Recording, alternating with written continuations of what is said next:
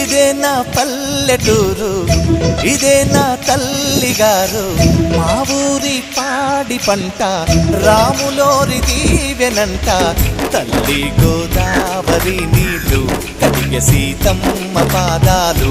ఊరంతా hi hi hi, మనసంతా hi hi hi.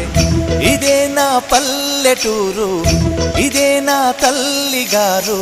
మా ఊరి పాడి పంట రాములోరి దీవెనంట.